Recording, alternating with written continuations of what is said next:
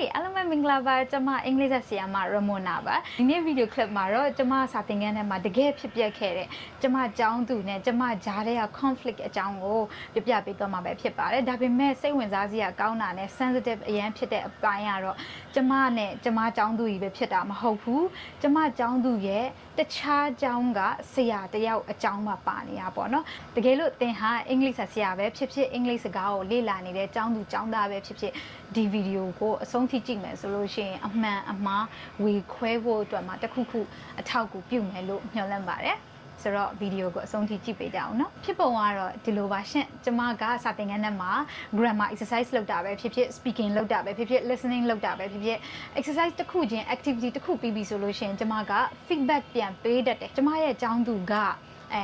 grade 9ကျောင်းသူပေါ့နော်အဲ့ grade 9ကျောင်းသူကကျမစီမှာအခုဆိုရင်elementary ကနေတက်နေတာ intermediate level ထိဖြစ်နေပြီပေါ့နော်သူကစကားပြောတဲ့အချိန်မှာ WERE ဆိုတဲ့စကားလုံးကို where ဆိုပြီးတော့မှထွက်လိုက်တယ်ပေါ့နော်ဆိုတော့အသေးစိတ်ပြန်ကြည့်မယ်ဆိုလို့ရှိရင် WERE ဆိုတာကို British လို့ရော American လို့ရောနှစ်မျိုးခွဲပြီးတော့မှပြထားပါတယ် WERE ကို British လို့ထွက်မယ်ဆိုရင်wa တကယ်လို့American လို့ထွက်မယ်ဆိုလို့ရှိရင်အဲ့ဒီစောနာတော့က war ဆိုတဲ့စကားလုံးမှာပဲ r အတန်လေးထည့်လိုက်တယ် war စောနာတော့က video clip မှာပြထားသလိုမျိုးနှခမ်းကိုဘေးကပြီးတော့ where ဆိုပြီးတော့လုံးဝမထွက်ပါဘူးပြီးတော့သူနောက်တစ်ခုပြောလိုက်တာက AREN apostrophe T အဲ့ဒီစကားလုံးကို aren't လို့ထွက်လိုက်တယ် AREN apostrophe T ကို British လို့ထွက်မယ်ဆိုရင် aunt American လို့ထွက်မယ်ဆိုရင် r အတန်ကတိတိလေးပဲပါတာပေါ့နော် aren'tဆိုပြီးတော့နှစ်တန်လုံးဝမထွက်ပါဘူး aunt ဒါမှမဟုတ်လို့ရှင်လေ aren't အဲ့လိုပဲထွက်ပါမယ်အဲ့တော့ဒီကျောင်းသူ intermediate level ကျောင်းသူကကျမစီမှာ elementary ကနေစပြီးတော့မှတက်လာတာဆိုတော့ဒီကလေးကဒီစကလုံးကိုဝါ aunt ဆိုပြီးတော့ထွက်အောင်ကောင်းကောင်းသိတယ်ဒါပေမဲ့ကျမတို့ပြန်မေးတယ်ဘယ်အရာကသမီးကိုဒီစကလုံးကို aren't လို့ပြန်ပြီးတော့မှဟိုးရင်တုန်းကအတိုင်းဘလို့ပြန်ထွက်သွားတာလဲပေါ့နော်ဆိုတော့အဲ့လိုမေးတဲ့အခါမှာ तू ကအော်တဲ့ teacher တဲ့ तू ကကျတော့ English လို့ပဲပြန်ပြောတာပေါ့နော်teacher တဲ့သူတို့ဒီကျူရှင်ကတခြားကျူရှင်ကဆရာမကပေါ့နော် where လို့ထွက်ရမယ် was ဆိုတာမရှိဘူး aren't လို့ထွက်ရမယ် aunt ဆိုတာ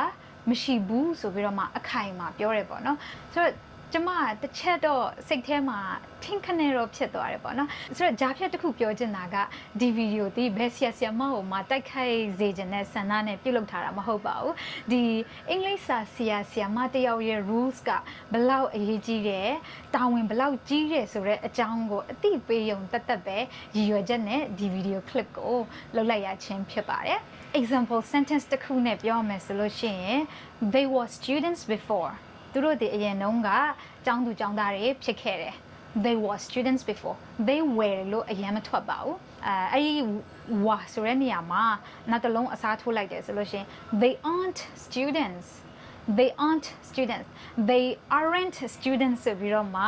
လုံးဝမထွက်ပါဘူး they aren't students အဲ့လိုပဲထွက်ပါတယ်ဆိုတော့ဒီ video clip မှာ main message အနေနဲ့အချက်၃ချက်ကိုအဓိကထားပြီးတော့မှပြောချင်ပါတယ်ပထမတစ်ခုက pronunciation matters as much as grammar pronunciation ဆိုတာက grammar တွေအရေးကြီးသလိုပဲထပ်တူဒန်းတူအရေးကြီးပါတယ်ဒီចောင်းသားတယောက်ကိုအမှားတင်ပေးလိုက်တယ်ဆိုလို့ရှိရင်အဲ့ဒီအတန်ထွက်အမှားကចောင်းသားနဲ့တစ်သက်လုံးတူတူပါတော့ပါလိမ့်မယ်ပို့ပြီးတော့မှအရေးကြီးတာကဒီចောင်းသားဒီတနေ့နေ့တစ်ချိန်မှာသူ့မောင်နှမအငယ်လေးတွေကိုပြန်စာတင်တာပဲဖြစ်ဖြစ်သူကိုယ်တိုင်စကားပြောနေတဲ့အချိန်မှာပဲဖြစ်ဖြစ်သူ့ရဲ့တငယ်ချင်းတွေကိုပြန်ရှင်းပြတဲ့အခါမှာပဲဖြစ်ဖြစ်အမှားတွေကိုပြန်ပြီးတော့မှဖြန့်ဖြူးပါလိမ့်မယ်ဆိုတော့ဒီကလေးကိုတကယ်လို့ aren't ကပဲမှန်တယ်လို့အခိုင်အမာသင်ပေးလိုက်တယ်ဆိုလို့ရှိရင်ဒီကလေးကလည်း aren't ဆိုတဲ့မရှိတဲ့အတန်ထွက်ကိုသူ့မောင်နှမတွေရောသူ့တငယ်ချင်းတွေရောအမှားဖြန့်ချီပြန်လုပ်ပါလိမ့်မယ်ဆိုတော့ pronunciation ကိုမတင်ခင်မှာပြင်ဆင်ထားဖို့ကအင်မတန်အရေးကြီးပါတယ် point number 2ကတော့ Dictionaries are our professional tools ဆရာတယောက်အနေနဲ့ကိုယ့်ရဲ့ငငယ်တုန်းကသင်ခဲ့ဘူးတဲ့ memory တွေပြီးတော့ထင်မြင်ယူဆချက်တွေပေါ်မှာအယမ်းမှင်ခိုပြီးတော့မှပြန်ပြီးတော့စာသင်ပေးလို့လုံးဝမရပါဘူးဒီအတန်ထွက်တွေနဲ့ပတ်သက်ပြီးတော့သင်ပေးတဲ့အခါမှာကျမတို့အဓိကမှင်ခိုရမှာက trusted source တွေဖြစ်တဲ့ယုံကြည်လို့ရတဲ့မှင်ခိုလို့ရတဲ့စာအုပ်တွေဖြစ်တဲ့ Cambridge Dictionary တွေ Oxford Longman အဲ့လိုပုံစံမျိုး professional ကြ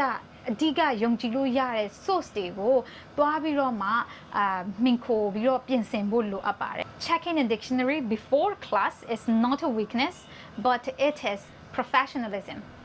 စာမသင်ခင်မှာပေါ့နော်ဒီစကားလုံးတွေအတန်ထွက်တွေကိုမသင်ခင်မှာ dictionary ကို check လုပ်တာကကျမတို့ရဲ့အားနည်းချက်လုံးဝမဟုတ်ပါဘူးအဲ့ဒါက professional ကြစာသင်ပေးနိုင်ရင်အတွက်ပြင်ဆင်မှုပဲဖြစ်ပါတယ် point 3အနေနဲ့အဓိကအကျဆုံးနဲ့အရေးအကြီးဆုံးအချက်က students trust us ကျမတို့ရဲ့ကျောင်းသူကျောင်းသားတွေကကျမတို့ကိုကျမတို့ရဲ့သင်ပေးတဲ့အကြောင်းအရာတွေကိုယုံကြည်ကြတယ်ဆိုတော့အခုကဆရာ2ယောက်2မျိုးတက်နေဆိုလို့ရှိရင်အဲ့ကျောင်းသား confuse ဖြစ်သွားပြီဘယ်ဆရာကိုယုံရမလဲမသိတော့ဘူးနောက်ဆုံးသူဘာဖြစ်သွားမလဲဆိုတော့ဒီ English subject ကိုပါသူမယုံကြည်ဘူးဖြစ်သွားပါလိမ့်မယ်ဆိုတော့ဒါကအင်မတန်အရေးကြီးရပေါ့နော် knowledge အမှားကိုမဖြန့်ဖြူးမိဖို့အတွက်အရေးကြီးပါတယ် native speaker ဆရာတွေတောင်မှပဲသူတို့စာမသင်ခင်မှာပြင်ဆင်ကြတယ်သူတို့သင်ယူကြတယ်ပေါ့နော်ဆိုတော့ကျမတို့လိုဒီ English ကို second language တစ်ခုအနေနဲ့ပြောပြီးတော့မှစာသင်ပေးနေတဲ့ English ဆရာမတစ်ယောက်အနေနဲ့ပြင်ဆင်ဖို့ကရှက်စရာလည်းမဟုတ်ပါဘူးဒီကျောင်းသားတွေပေါ်မှာ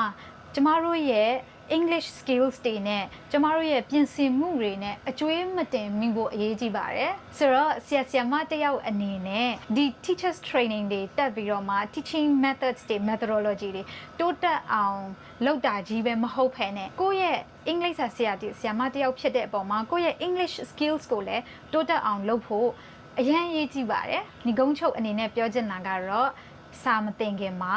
ပြင်ဆင်ပါအမှားပြင်မပေးခင်မှာကို